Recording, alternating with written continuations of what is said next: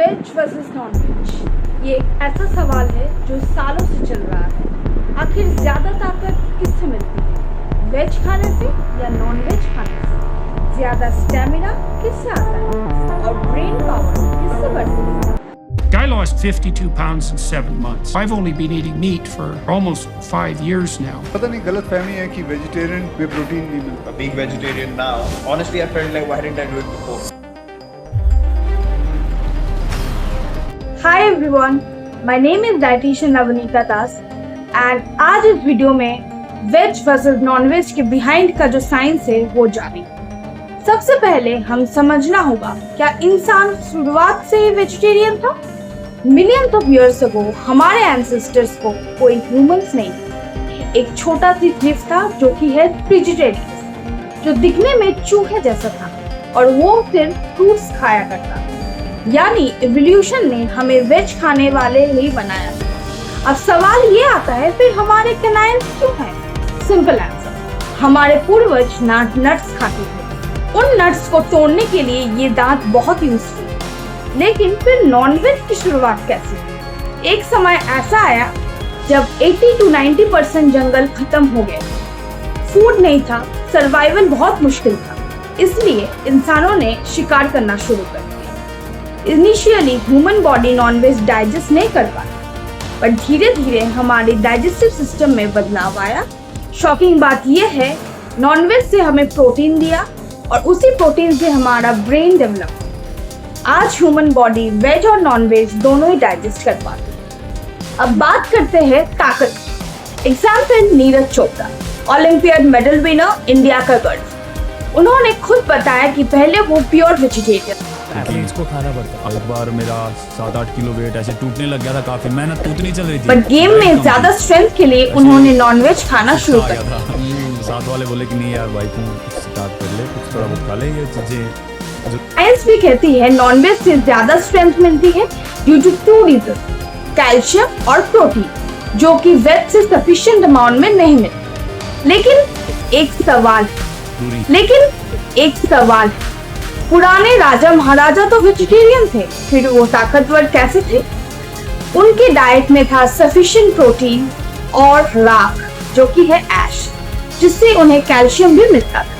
सो अगर आपको सिर्फ स्ट्रेंथ चाहिए तो नॉनवेज में help more. So point goes to non-veg. अब बात करते हैं stamina. Example cheetah versus horse. Cheetah बहुत ही fastest animal, run super fast, लेकिन सिर्फ 1 मिनट के। हॉर्स डिसेंट स्पीड पर कई घंटों तक दौड़ सकता है। चीता नॉनवेज खाता है और हॉर्स वेज खाता है, तो स्टेमिना किसके ज्यादा पास है? ऑफ कोर्स हॉर्स के। साइंस ये कहती है नॉनवेज कॉजेस डिहाइड्रेशन, जिससे जल्दी थकान आ जाती है। Veg contain carbs and carbs glucose में कन्वर्ट होती है और उससे एनर्जी मिलता है। सो स्टेमिना में कौन जीतता है? वेज। तो पॉइंट गोज टू वेज।